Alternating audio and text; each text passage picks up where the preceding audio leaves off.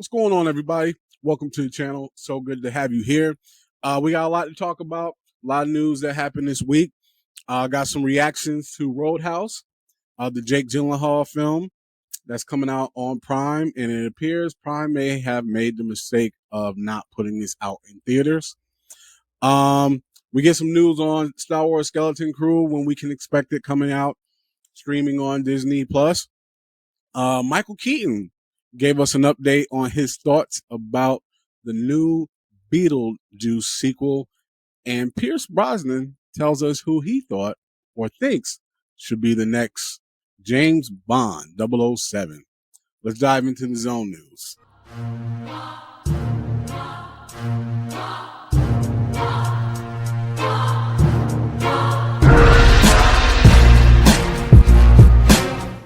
Okay, so as you know, Daniel Craig is no longer playing James Bond, and there have been a lot of people who have been rumored, everybody making their own suggestions about who should play James Bond. This iconic character, this role will be huge for whoever has done it.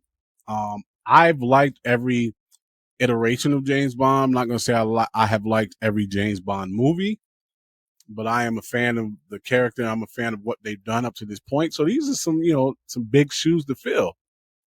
So clearly you want to get an established actor.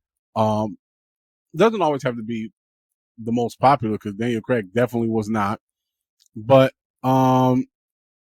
between Sean Connery, obviously, Roger Moore, Timothy Dalton, Pierce Brosnan, Daniel Craig, this is a big deal.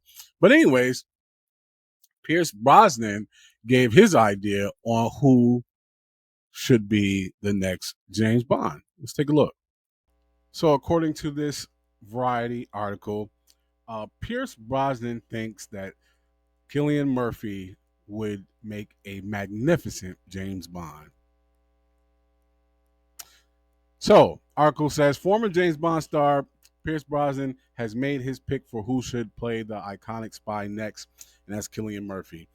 At the Oscar Wilde Awards in Los Angeles on Thursday night, Bronson was asked by the BBC for his opinion on which actor should play Bond after Daniel Craig retired from the role in 2021.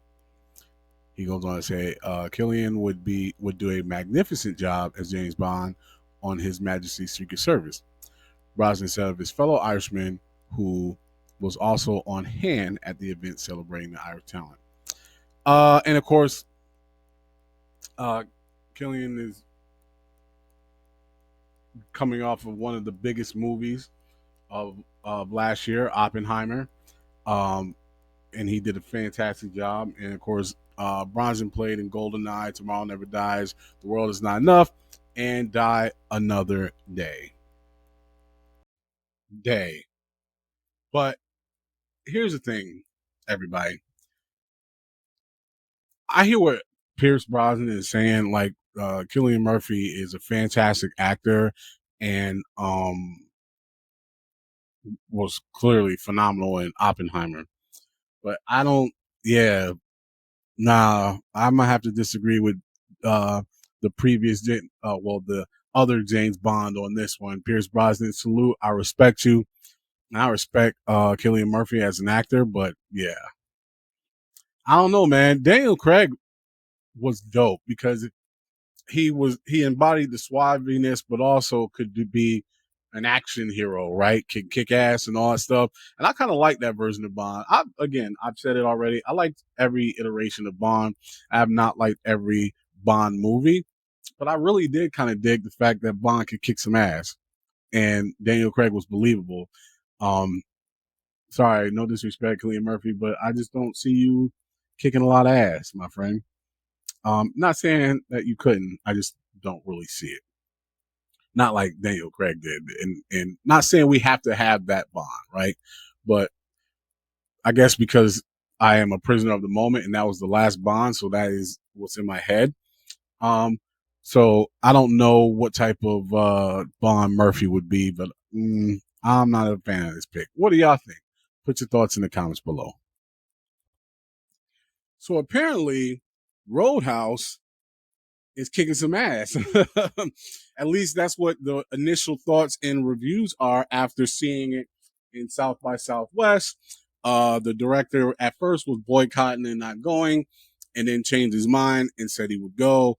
And yeah, apparently people are digging Roadhouse and are saying Prime may have missed the mark on this one by deciding to not put it in theatrical release first. Of course, again, I'm okay with it because I'm gonna get to see it at the house. But I would have saw it in theaters. But point is, apparently, it's good. So here's what we're seeing. This is coming from Joe Blow. It said the first reactions of Roadhouse have arrived out of its premiere at this year's South by Southwest with some surprise praise that seems to highlight to a missed opportunity for the Amazon to release it in theaters. Um, and so it goes on to talk about how many people were there, blah blah blah blah, right?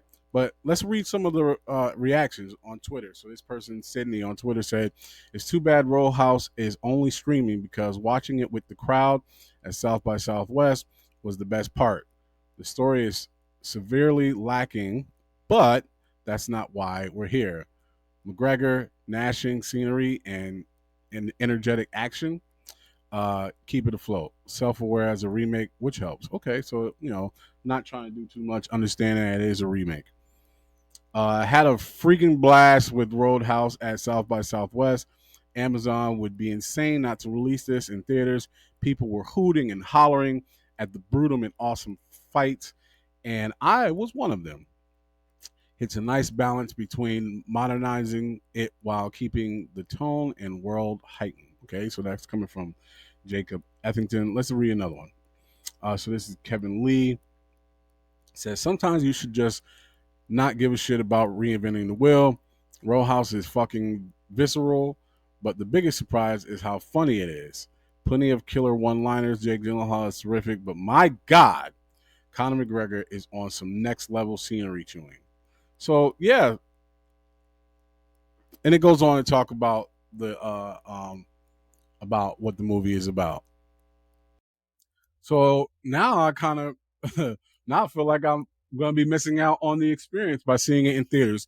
And at the end of the day, that's the great one of the best parts about going to movie theaters. It's not just the big screen and all the noise, but the experience, right? Being able to be next to people and hearing people react and sharing that reaction, the same reaction that other people are having around you, and just the energy in the theaters. And that's why I love going to the movies, but at the same time, you don't want to spend all that money in the movie not be good.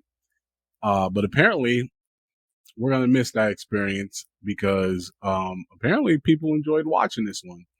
I'm actually looking forward to it. I put my reaction to the trailer and I was pleasantly surprised. I was like, okay, yeah, this looks dope. I'll check it out.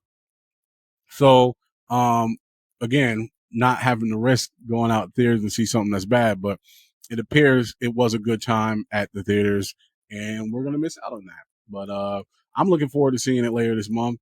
What do you all think? Leave your comments and thoughts in the comments below. So, according to the folks at Superhero Hype, we may be get well not beginning. We may have a better understanding of when we can expect Star Wars Skeleton Crew. So again, on Superhero Hype, it says Star Wars Skeleton Crew star Dane DeLegro has revealed when he believes the hotly anticipated series will be released on Disney Plus. Speaking with the Direct, the actor shared that he was hoping Skeleton Crew would be on Disney Plus by the fall. He continued, if I were to guess, that's completely surmising. There's no information behind that.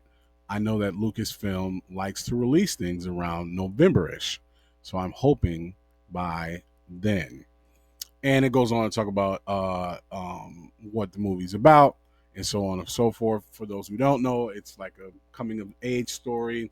These kids, It's about these kids lost in the galaxy trying to find their way home, and Jude Law plays the one of the adult characters in this um, series. This is what I'm actually looking forward to. When they announced it, I was like, okay, that sounds like it's gonna be fun, like Goonies in space, or ET in space, and it looks like we might be seeing it in the fall. So I'm looking forward to that. I hope so. Disney Plus needs a good series. Star Wars needs a good series. I need a good Star Wars series. So hopefully the fall is when it comes out or sooner, right? But I don't think so because I believe the we're gonna get the Acolyte first and then the Skeleton Crew. But what do you all think? Are you excited about the Skeleton Crew? Are you looking forward to seeing it? Are you excited about this date? We'd love to hear your thoughts in the comments below. All right, so now, as you all know, we're getting a sequel to Beetlejuice. Beetlejuice, I love the movie. I love Michael Keaton in it. Tim Burton and Michael Keaton combination has been extremely well for us as movie fans. And I include Dumbo in that, by the way. You know what? I might do a movies you should have seen. Dumbo might be one of them because y'all missed out. Dumbo, I enjoyed. Did it have its flaws? Yeah, but Tim Burton and Michael Keaton, Dumbo, I don't know. But anyways, I digress. We're talking about Beetlejuice, and so um, Michael Keaton has did an interview, and he was giving his personal feelings about what he has seen so far, because apparently he's seen the film, and he shared his thoughts. Let's take a look. So this is coming from Joe Blow. It says, speaking on the Jess Cagle show, Michael Keaton said he has seen a cut of this summer's Beetlejuice sequel, and it is everything he had hoped for. Michael Keaton goes on to say it is really good and beautiful, beautiful, physically. You know what I mean? The other one was so fun and exciting visually. It's all that, but really kind of beautiful and interestingly emotional here and there. I wasn't ready for that. Yeah, it's great. He went on to praise both returning and the new cast members, adding, "It's a great cast. Great, excuse me, it's great." And the cast, I mean, Catherine O'Hara, if you thought she was funny last time, double it. That's interesting. She's so funny. And Justin Theroux is like, I mean, come on. So O'Hara, of course, returns as Delia Dietz, while Theroux signed on last spring. Other newcomers in the cast include Jenna Ortega as Lydia's daughter, Monica Bellucci as Beetlejuice's wife, and William Dafoe as a dead B actor. Yeah. Um, he goes on to say, uh, it was just so fun, and I've seen it now. I'm going to see it again after a couple of little tweaks in the editing room, and I confidently say this thing is great. And of course, currently is being called Beetlejuice. Beetlejuice, showtime for the sequel is September 6th. And I am extremely excited for this. I mean, of course, the movie hasn't come out yet, so I would hope he enjoy it. But I trust Michael Keaton, and I don't think he would. Uh, well, let me not say this. I trust that this movie is as good as he is saying it is. How about that?